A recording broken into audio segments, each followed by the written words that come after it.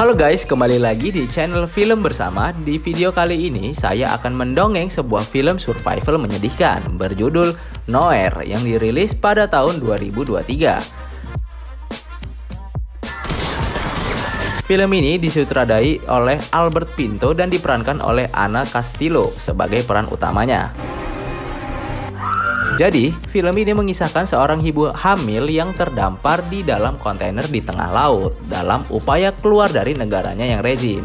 Berhasilkah seorang ibu hamil itu selamat dari kejamnya dunia? Daripada penasaran, mari kita simak alur ceritanya. Nggak basa-basi, langsung saja.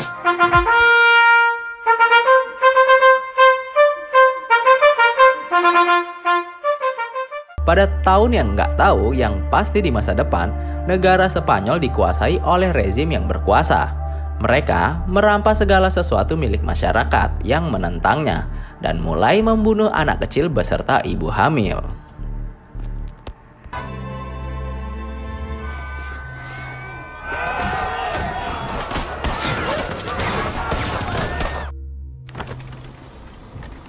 Hamil dalam situasi seperti ini, sepasang suami istri bernama Nico dan Mia yang sedang hamil tua melakukan rencana untuk pindah ke negara Irlandia dengan cara menyusup ke dalam kontainer kapal kargo. Tidak cuma Nico dan Mia, beberapa keluarga lain juga nekat melakukan hal yang sama karena mereka ingin sekali keluar dari negara yang sangat kacau ini. Untuk masuk ke dalam kargo tentunya tidak gratis. Nico dan Mia harus membayar penyelundup dengan uang yang banyak. Tapi karena kekurangan duit, ia pun meminta Mia untuk melepaskan cincin pernikahan mereka. Keduanya lalu dimasukkan ke dalam kontainer bersama para warga dan ibu hamil lainnya. Nico kemudian mengharapkan kalau bayinya itu perempuan dan akan diberi nama Noah. Namun sebaliknya, Mia malah ingin anak laki-laki supaya besar nanti anaknya bisa jadi Power Ranger.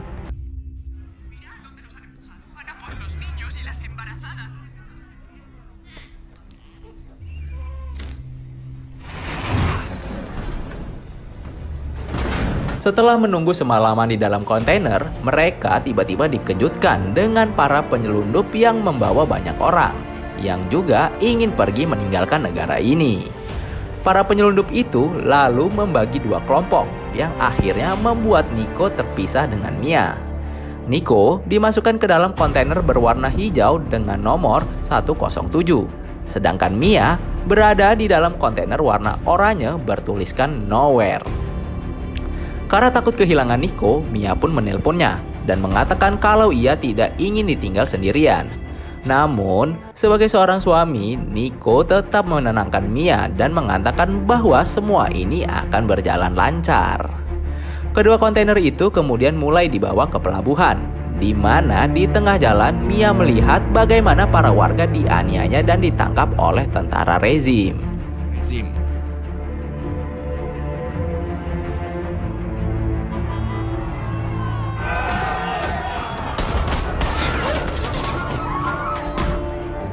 Sesampainya di pelabuhan, mereka harus melewati pos pemeriksaan yang dijaga oleh tentara rezim, berpakaian merah dan hitam.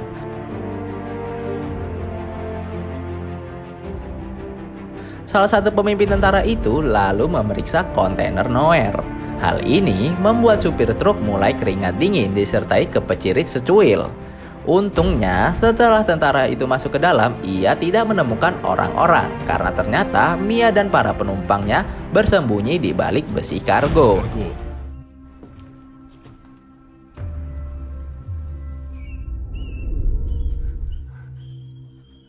Namun, tentu saja hal ini membuat si tentara merasa ganjal karena seharusnya ruang kargo berdiameter itu panjang, guys. Ia lalu menyuruh anak buahnya menembak di bagian paling belakang dan benar saja, ternyata masih ada ruangan lagi di balik kontainer itu.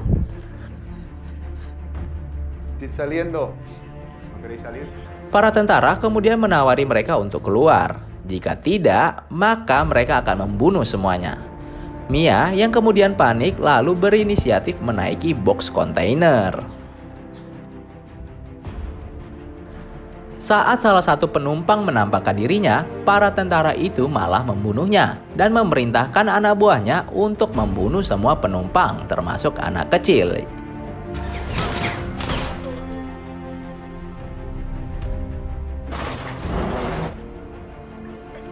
Sementara, Mia terbebas dari maut karena bersembunyi di atas box pengiriman dan menjadi satu-satunya penumpang yang selamat. Setelah dibersihkan, Nowhere diangkat ke dalam kargo kapal dan akan dikirimkan ke Irlandia. Mia yang khawatir dengan Nico lalu mencoba menelponnya, tetapi sayangnya tidak ada jawaban.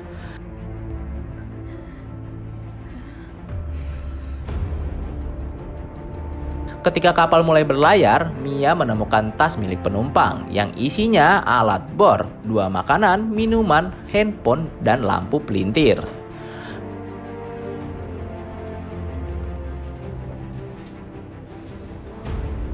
Malam harinya, Mia tiba-tiba dibangunkan oleh guncangan. Saat mulai mengintip lubang, ternyata kapal kargo sedang dihantam oleh badai besar. Mia kemudian berteriak meminta tolong kepada para penyelundup, namun mereka tidak mendengarkannya. Sampai akhirnya beberapa kontainer pun jatuh ke dalam lautan, sedangkan Mia terbentur dan pingsan.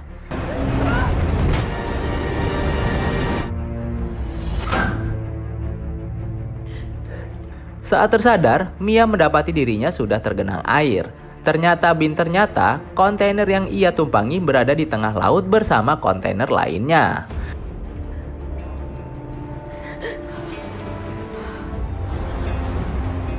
Tidak cuma itu, LCD HP Mia juga retak akibat terbentur, yang mengakibatkan ia tidak bisa mengakses pola PIN-nya. Mia kemudian mengambil handphone milik penumpang, tetapi sayangnya handphone itu memiliki PIN yang tentu saja Mia tidak mengerti apa kode PIN-nya. Di saat itu juga, Mia melihat air mulai masuk melalui lubang kecil. Ia pun bergegas membuka box pengiriman untuk mencari alat yang bisa menambah lubang tersebut. Tapi yang Mia temukan hanyalah Tupperware, hoodie, dan TV LCD.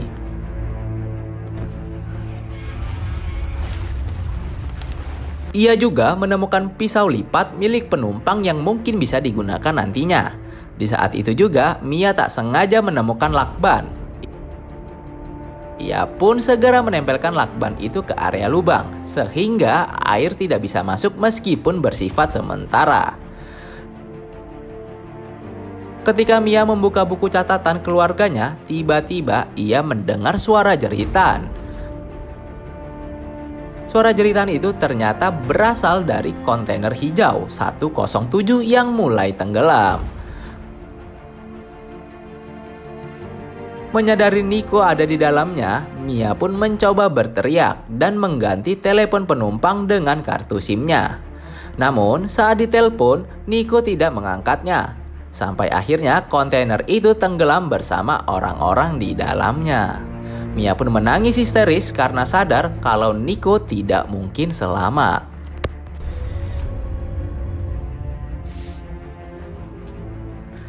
Malam harinya, Mia pun mulai putus asa dan mencoba untuk bunuh diri. Namun, saat melihat bayinya mulai bergerak, ia pun mengurungkannya.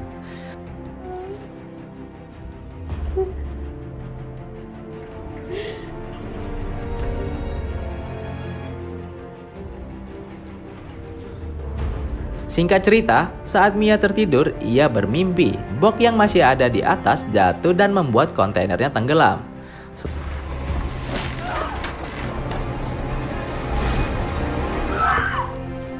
Setelah terbangun, Mia langsung menjatuhkan box tersebut untuk menjauhi keadaan seperti di mimpinya. Dan saat dibuka, ternyata isinya cuma Tupperware yang membuat Mia kesal karena berharap isinya makanan. Meskipun begitu, Mia tak putus asa. Ia mengambil karet dari tutup Tupperware dan menyumpalnya ke lubang sehingga air tidak masuk ke dalamnya. Setelah itu, ia mengambil selang dari box TV LCD dan mulai menguras airnya yang mulai naik. Selain itu, Mia juga menempel catatan sehingga ia tahu sudah berapa hari dia terdampar.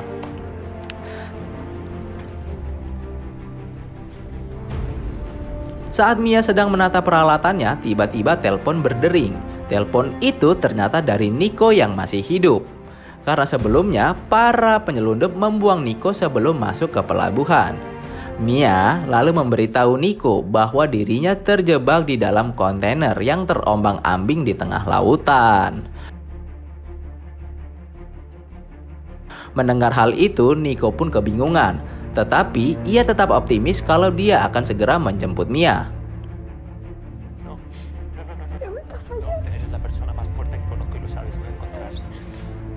Di malam harinya, Mia mendapatkan kejutan dari alam, di mana kontainer yang ia tumpangi melintas di badai petir. Dalam situasi seperti ini, air ketuban Mia pecah. Ia pun mencari posisi yang pas dan mulai melahirkan bayinya setelah ngeden-ngeden.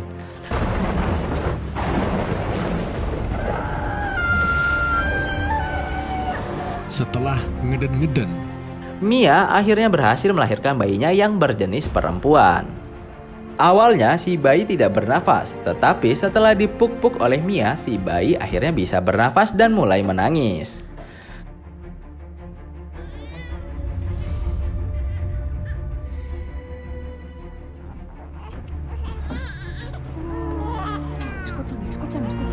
Di hari berikutnya, Mia memutuskan untuk membongkar ke atap kargo dengan bor yang ia temukan.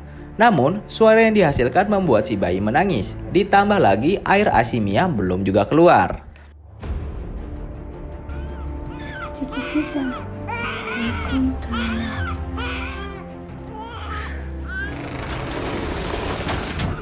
Mia pun terus mengebor sampai akhirnya baterai bor itu habis.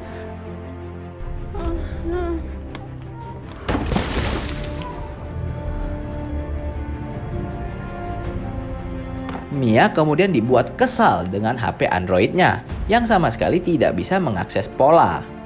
Di saat itu juga, Mia melihat pisau lipat memiliki gergaji. Nah, ia pun menggunakan pisau itu untuk menggergaji atap kargo. Namun, cara ini tentu saja sangat menguras tenaga. Ditambah lagi, persediaan pangan Mia sudah habis. Malam harinya, Mia benar-benar merasakan lapar, yang sangat lapar. Ia lalu mencari ari-ari bayinya dan terpaksa memakannya untuk mengisi tenaga.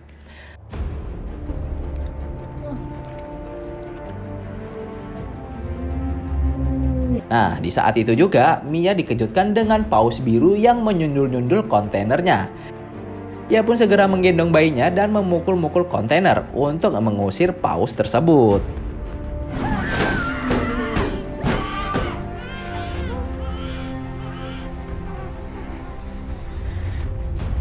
Di hari berikutnya, Mia kembali menggergaji atap dengan pisau lipat.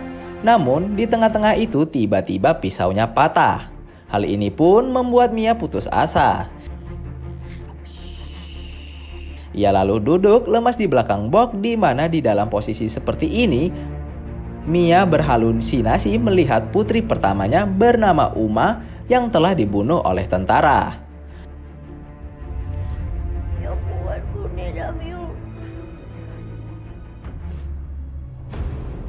Mia kemudian disadarkan oleh air hujan yang mulai memasuki atap.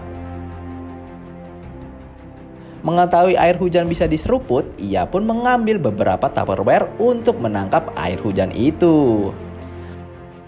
Ketika Mia membuka kotak kaleng makanan, ia mendapatkan ide cemerlang, di mana dia nekat mereka atap yang ia lubangi dengan tali.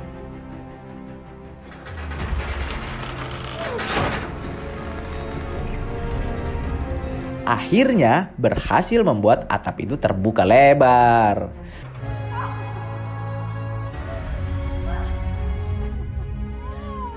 Ia lalu membawa bayinya keluar sehingga ia bisa menghirup udara segar dan terkena sinar matahari.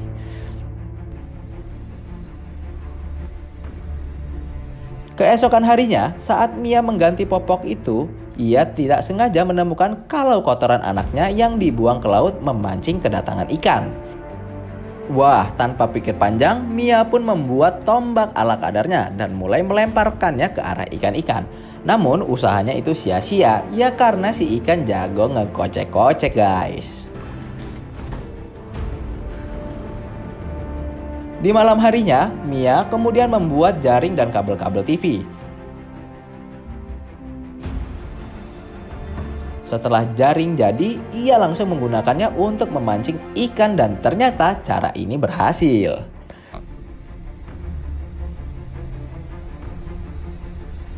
Mia lalu menjaring sebanyak-banyak ikannya untuk persediaan pangan. Setelah itu, Mia juga membuat sinyal SOS dengan cara menuliskan SOS dengan menusukkannya ke dalam Tupperware dan setelah itu melemparkannya ke laut.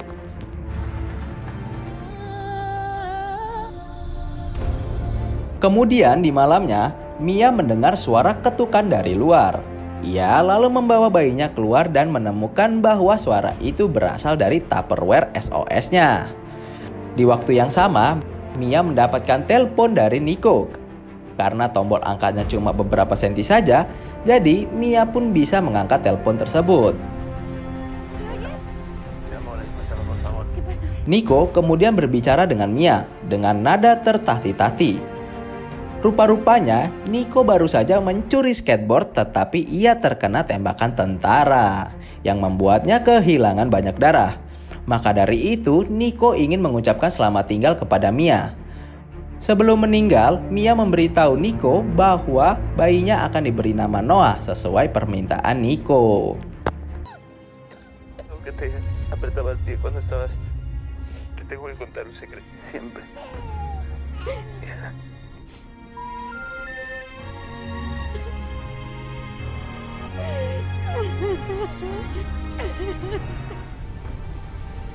Di hari berikutnya atau tepatnya di hari ke-20, Mia menemukan kalau airnya sudah menyentuh batas maksimum. Ia lalu mulai membuat rakit untuk berjaga-jaga bila kontainernya tenggelam. Ketika sedang membuat rakit, tiba-tiba satu burung camar datang ke kontainer. Mia pun mulai bahagia karena artinya ia sudah dekat dengan daratan. Di malam harinya, Mia mendapati kalau kontainernya mulai tenggelam. Ia lalu nekat masuk ke dalam untuk mengambil jajanan pemberian Nico. Namun, saat hendak mengambilnya, kaki Mia tersangkut tali. Sedangkan Noah yang berada di atas rakit mulai tersapu ombak.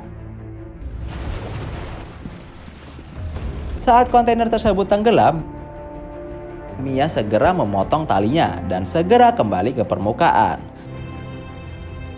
Akan tetapi sayangnya Mia kehilangan Noah. Di saat itu juga paus besar biru muncul.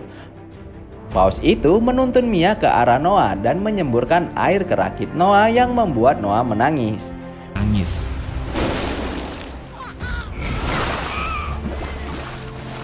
Mia lalu mendekati putrinya, tetapi ia tidak bisa naik karena rakitnya terlalu kecil. Yang bisa Mia lakukan hanyalah pegangan dengan rakit dan mengikatinya dengan rakit tersebut. Di pagi harinya, Mia mulai kelelahan dan kedinginan. Sebelum jatuh pingsan, ia sengaja membuang sisa-sisa ikan ke laut agar burung camar mendekati rakitnya.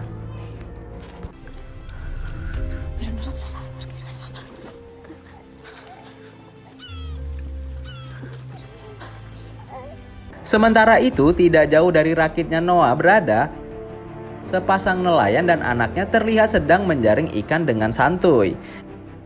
Istri nelayan itu lalu tak sengaja melihat sebuah rakit yang dikelilingi oleh burung camar. Tanpa pikir panjang, mereka pun mendekati rakit tersebut dan saat diangkat ternyata isinya bayi Noah. Sedangkan Mia hilang entah kemana dan kemungkinan besar Mia sudah tenggelam ke dasar laut. Ketika kedua pasutri itu memeriksa rakit Noah, mereka menemukan tali kabel yang menjular ke laut.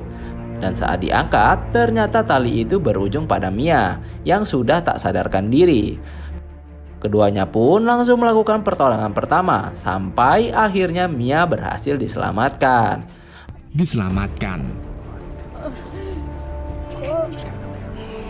Mia kemudian langsung menggendong bayinya dan menangis bahagia karena ia selamat dan segera dibawa ke pulau Finlandia dan film pun berakhir.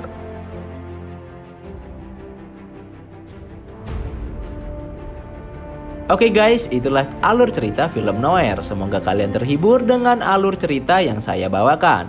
Mohon maaf apabila ada kesalahan dalam penyampaian ataupun penyebutan nama. Pesan yang bisa kita ambil dari film ini, tetaplah bahagia meskipun dunia tidak baik-baik saja. Sekian dari channel Film Bersama, sampai jumpa di video berikutnya. Sampai jumpa.